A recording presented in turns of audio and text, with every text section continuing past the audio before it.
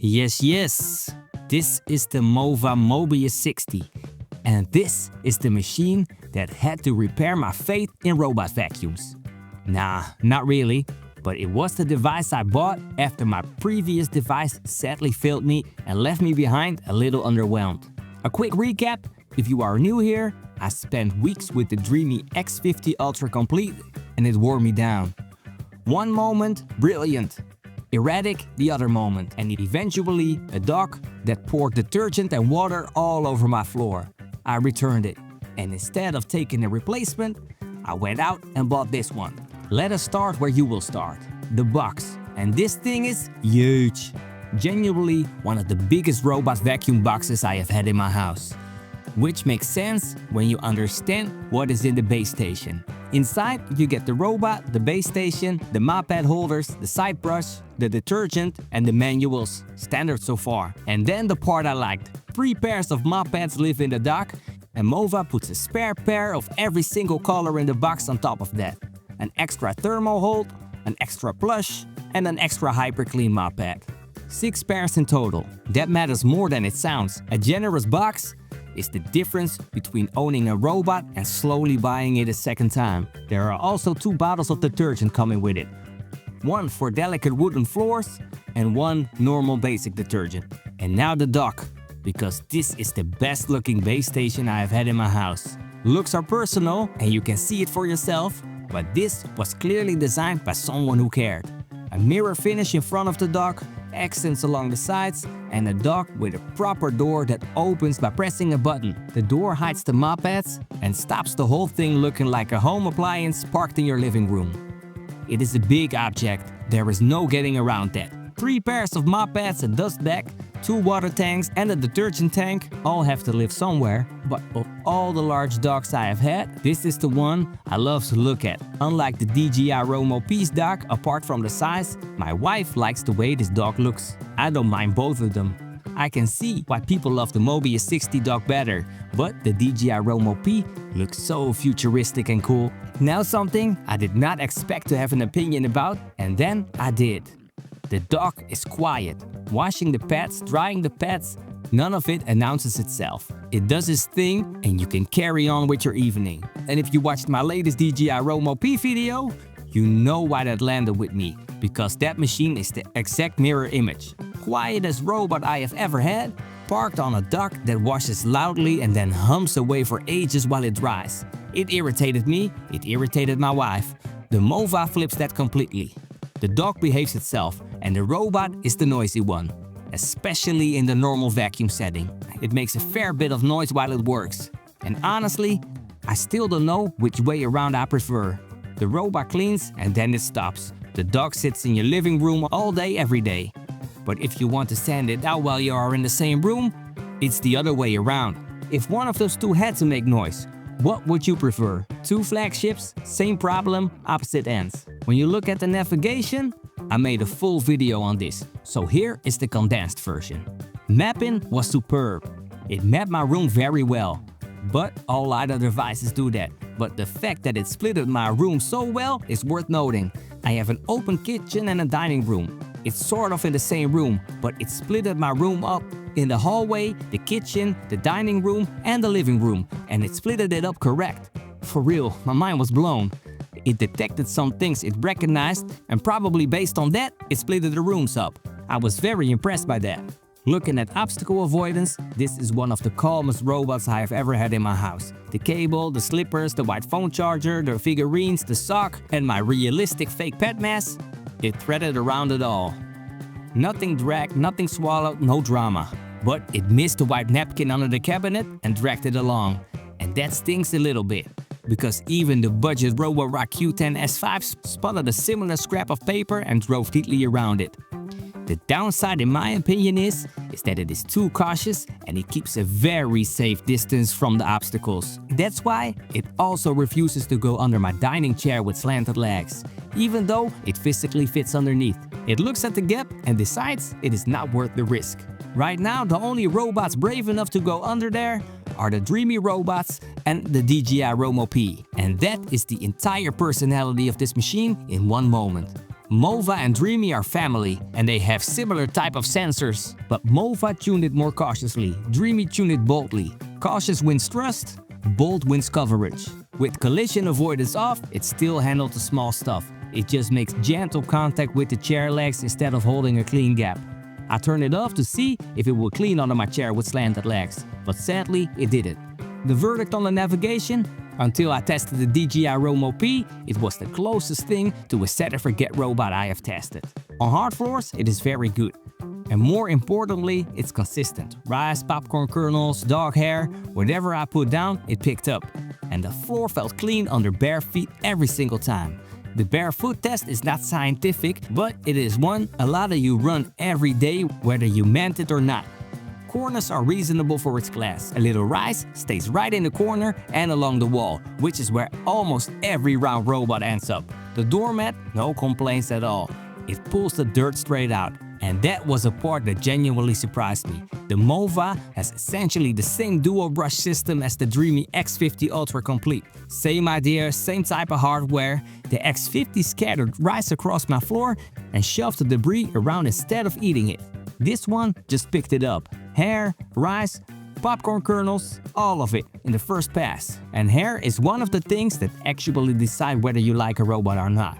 If you constantly have to detangle the brush, it will be a no-no for me. Those two brushes counter-rotate and have a floating design, so if hair gets tangled up, it rotates to the end of the brush and gets sucked in. And with the Mova Mobius 60, I had zero tangles, unlike the Dreame X50 Ultra Complete.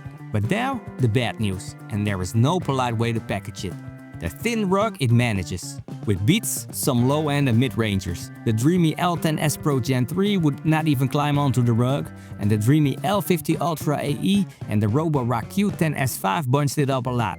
But it cost the Mova real effort. It bunches the rug up in front of itself, and one time it flagged it as an obstacle. Those robotic legs are brilliant at hard steps. They are not a cheat code for something soft that slides away underneath them. And for the record, the DJI Romo P left that same rug completely flat, which is the best result I have ever recorded.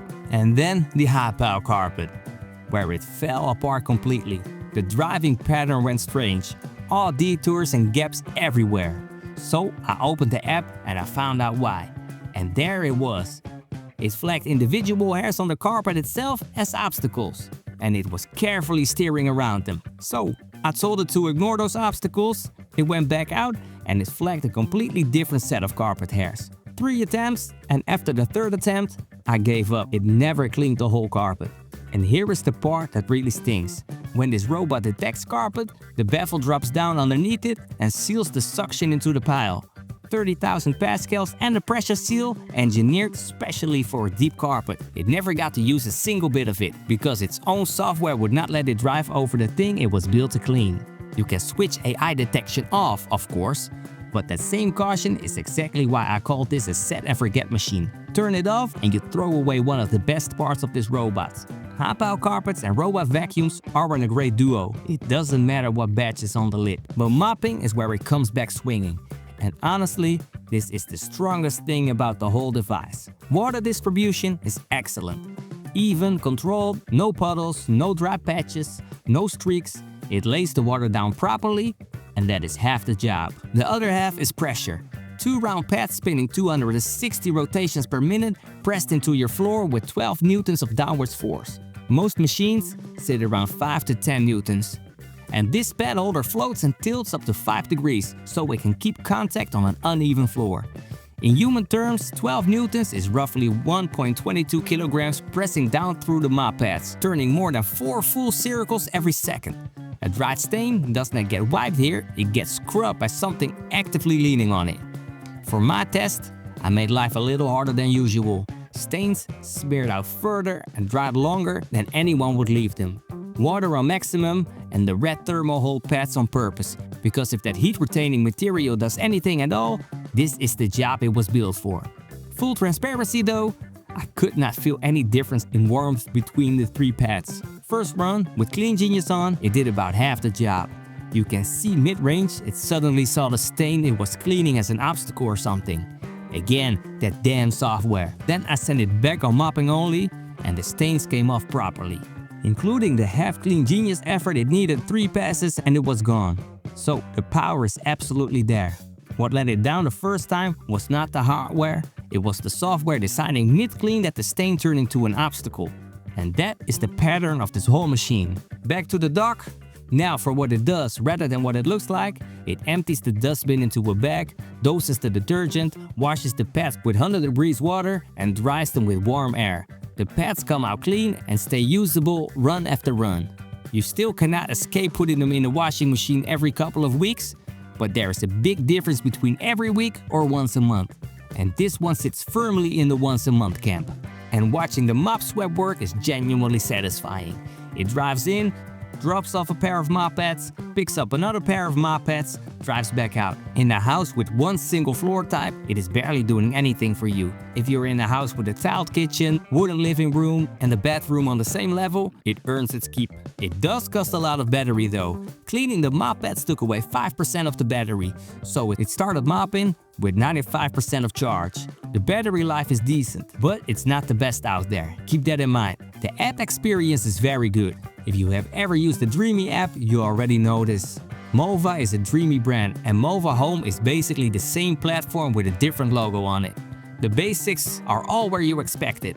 It maps the place and labels the rooms itself. Per room, you set vacuum only, mop only or both, plus suction, water levels and cleaning orders. No go zones, no mop zones, virtual walls, the same stack of AI toggles the X50 had, firmware updates in one tab, and there is an obstacle list with photos of everything it's flagged. That is exactly how I found the carpet hair problem.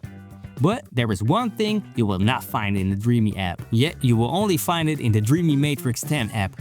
And it is the reason this whole machine exists. You can assign which mop pad goes in which room. Thermo hold in the kitchen for grease, plush for your wooden floor, hyper clean everywhere else. That single menu is the entire mop swap promise, and it lives or dies right there. The extras are familiar. AI voice assistant built in, so you can say "Hey Mova" instead of "Hey Dreame," and a camera you can look through and drive around, which, in my opinion, is a worthless gimmick. Maintenance. Nobody films this part because it is boring, but it is the part you actually live with.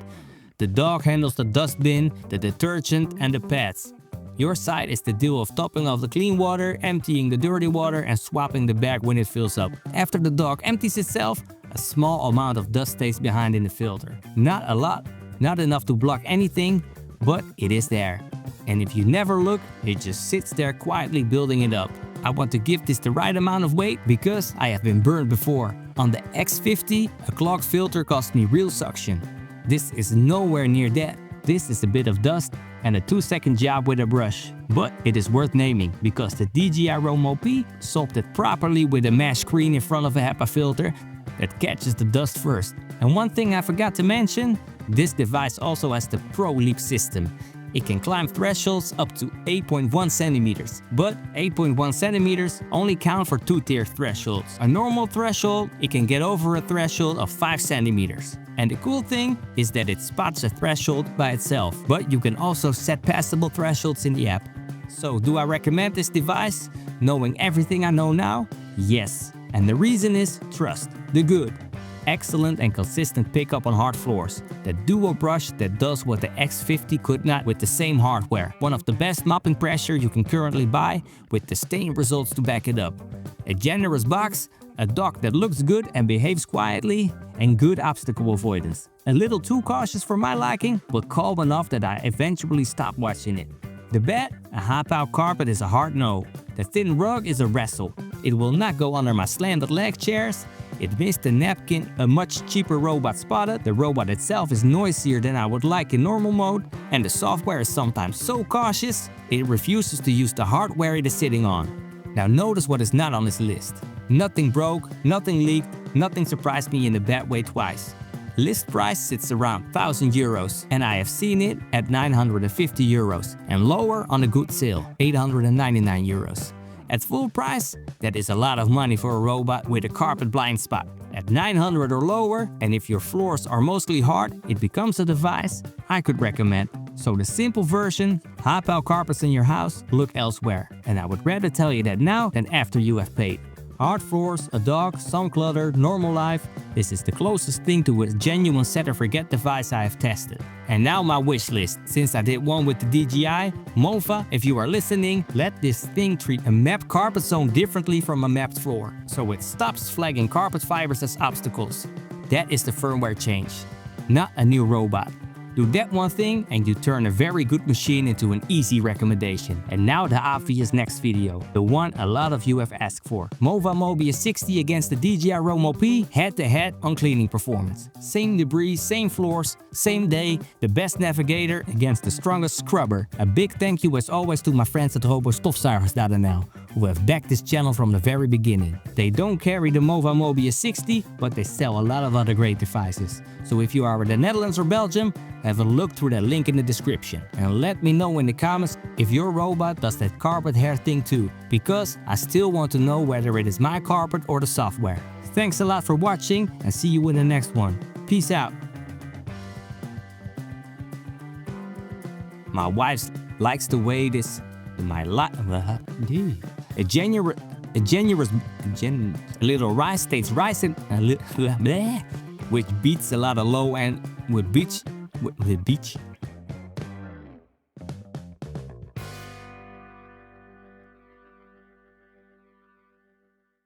Wow!